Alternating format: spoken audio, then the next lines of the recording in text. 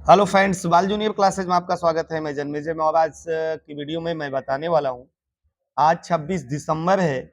आज इतिहास का दो महत्वपूर्ण ऐसी घटनाएं हुई हैं, दोनों को मैं बताऊंगा आपको।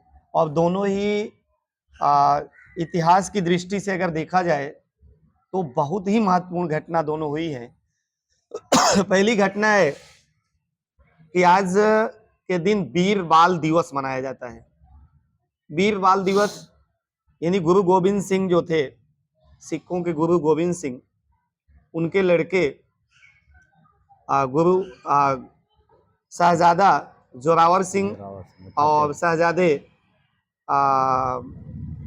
अजीत सिंह नाम था ना सर? नहीं, फतेह सिंह, हाँ सॉरी, फतेह सिंह और जोरावर सिंह, ये 9 साल की उम्र और 7 साल की उम्र में जब थे, तभी से इनके मन में, इनके पिताजी जो है जैसे सिख कम्युनिटी से आते थे, तो सिखों का एक इतिहास बहुत पहले से ही रहा है कि ये बहुत लड़ाकू प्रवृत्ति की जाति होती है। और इसका उदाहरण इतिहास में भी देखने को मिला है। भगत सिंह जैसे लोग, उधम सिंह, भगत सिंह, सरदार किशन सिंह, उनके पूरे फैमिली में और सिखों के जो एक ऐतिहासिक बैकग्राउंड रहा है, अगर देखा जाए तो कहीं ना कहीं से ये देश की आन बान और शान पे अपने जान को कुर्बान करने में थोड़ा भी तनिक भी हिचकते नहीं थे। तो इस प्रकार की जो आज गुरु गोविंद सिंह के लड़कों की शहादत दिवस के परिप्रेक्ष्य में जो हम लोग बातें कर रहे हैं, तो इसमें वो इस समय भारत में जो है मुगलों का शासन था और मुगल बादशाह औरंगजेब थे। और औरंगजेब एक क्रूर अत्याचारी शासक था, ऐसा इतिहास में लिखा गया है। और इसने जो है शहजादों को इस्लाम धर्म कबूलने के लिए फोर्स करता है, तो ये लोग उसको स्वीकार नहीं करते हैं। तो इस प्रकार से उनको जो है जिंदा ही दीवार में चुनवा दिया जाता है 9 साल की उम्र और 7 साल की उम्र में।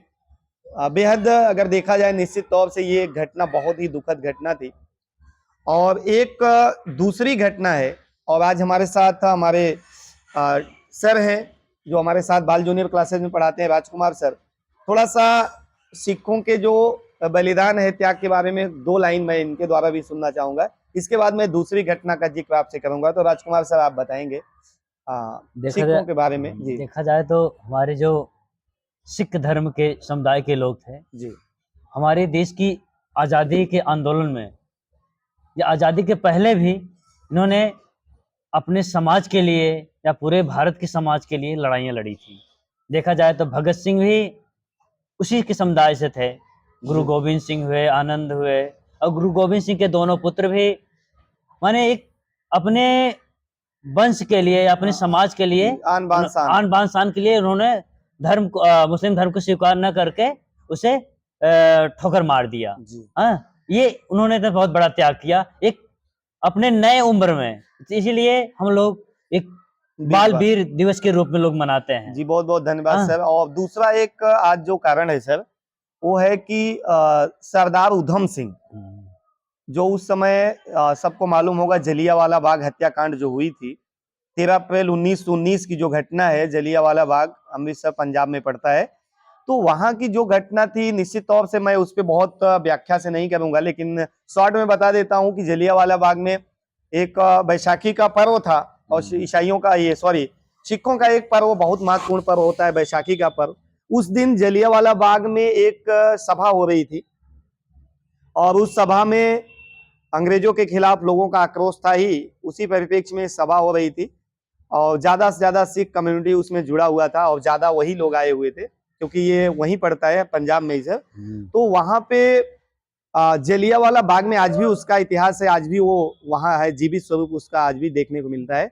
तो वहां से निकलने का केवल एक ही मार्ग था, वो भी बहुत सकरा मार्ग था, और चारों तरफ से बाउंड्री वॉल बनी हुई थी। तो जनरल डायर जो था उस समय का, भारत का जो वाइसराय बन के जनरल डायर था, उसने अंधाधुंध गोलियां चलवा दी जलियांवाला बाग में। और जलियांवाला बाग से मैंने आपको बताया निकलने का केवल एक ही मार्ग था, उसको बंद करा दिया। लोगों ने अपने जान बचाने के लिए दीवार पे कूदना, फरना, बहुत सारे लोग उसमें मर गए। और अंग्रेजों की रिपोर्ट है उसके अनुसार अगर देखा जाए तो इतिहास बताता है कि 1000 से ज्यादा लोग, एक कुआं था जलियांवाला बाग में, पूरा भर गया था। पूरा पूरा लाशों से भर गया था। लोग अपनी जान बचाने के लिए, छोटे छोटे बच्चे, औरतें, महिलाएं, और जो अपने छोटे छोटे बच्चों को लेके आई थी जान बचाने के लिए, उसी में कूद गई। यानी कि कितना दर्दनाक दृश्य रहा होगा, आप कल्पना कर सकते हैं।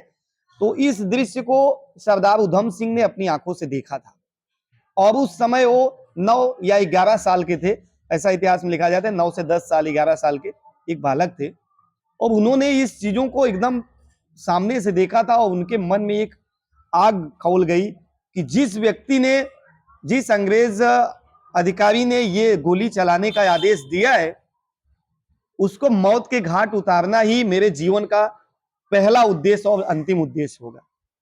उन्होंने ठान लिया, प्रण कर लिया कि जनरल डायर जिसने गोली चलवाई थी उसकी हत्या निश्चित तौर से मैं करूंगा। और इसका इतिहास भी काफी लंबा है, तो मैं शॉर्ट में ही आपको बता रहा हूं कि उधम सिंह ने अंग्रेज अधिकारी को इंग्लैंड में जाके गोली मारी, और 1940 में इनको फांसी की सजा हो गई। और उन्होंने जो रिवॉल्वर लेके गए थे, एक किताब लेके गए थे, किताब में रिवॉल्वर का जो जगह होता है, जिस प्रकार से रिवॉल्वर बनाई जाती है, वैसे कट कर दिया था किताब में, और कट करने के बाद उसी में रख के किताब को बंद करके लेके घुसे थे, और ताबकतोड़ सामने बैठे हुए थे। जैसे ही वो स्पीच देने के लिए खड़ा होता है, ताबकतोड़ गोलियां चलाते हैं, और वहीं तुरंत ऑन स्पॉट उसकी मौत हो जाती है। और सरदार उधम सिंह भागते नहीं है। देखो, साहस और वीरता और प्रतिरोध की जो भावना होती है, प्रतिशोध की भावना जो होती है, वो कहीं ना कहीं व्यक्ति को अपने आन बान जान को भी परवाह नहीं करता है। प्रतिशोध की ज्वाला उनको उतने 1919 से लेकर 1940 तक उनके मन में धधक रही थी, और मातृभूमि की रक्षा के लिए। तो वो चीजें उन्होंने 1940 में किया, और ताबकतोड़ गोलियां चलाई, वहीं ऑन स्पॉट उसकी मौत हो गई। और ये भागे नहीं, वहीं अपने आप को उसके हवाले कर दिया। तो इस प्रकार से जो एक देश प्रेम की भावना सरदार उधम सिंह, या पूरे मैं पंजाब के सिख कम्युनिटी के लोगों को बहुत बहुत धन्यवाद देना चाहूंगा कि इस प्रकार की जो घटनाओं को अंजाम देते थे भारत की आजादी के लिए, इन्होंने बहुत अच्छा कदम उठाया। सर, आप क्या कहना चाहेंगे? ये आपको कैसा लगता है, प्रेरणादायक चीज है कि नहीं? ये देखा जाए तो हमारे समाज में जितने माने उधम सिंह हुए, भगत सिंह हुए, या बाल देव चंद्रशेखर हुए, और अफाकुल्ला खा हुए, रोशन सिंह हुए, माने हजारों क्रांतिकारियों ने हमारे देश की आजादी के लिए माने लड़ाइयाँ लड़ी। और देखा जाए तो देश की आजादी की लड़ाई में सबसे ज्यादा अगर सहयोग रहा है तो हमारे गर्म दल को रहा है। गर्म दल के जो युवा थे वो 18 से माने 15 साल से लेकर 30 साल की उम्र में तक ही शहीद हो गए थे। देश आजाद नहीं हुआ था, उसके पहले ही हमारे जितने क्रांतिकारी माने उत्तेजित अच्छे क्रांति माने गर्म दल की क्रांति सबके सब शहीद हो गए आजादी के 1947 के पहले। माने देखा जाए सबसे ज्यादा वो मर चुके थे, शहीद हो चुके थे। लेकिन उनका जो सपना था, सर क्या बोलेंगे आप? क्या पूरा हो पाया उनका सपना? उनका सपना जो था, हमारे जो क्रांतिकारी थे भगत सिंह, राजगुरु, सुखदेव, इनका एक सपना था हमारे देश में एक समाजवाद आएगा, लेकिन अमन चैन होगा, अमन चैन होगा, सब लोग जिए अच्छे से जिएंगे। लेकिन कोई बूढ़ी माँ कहीं रोड पे भीख मांगते नहीं दिखेगी, दिखेगी। मतलब ये सारा दृश्य नहीं दिखेगा, उनको नहीं। यह चीज हमारे भगत सिंह, राजगुरु, सुखदेव, इनका जो सपना था वह अभी भी आज की हमारे देश की परिस्थिति में अधूरा रह गया।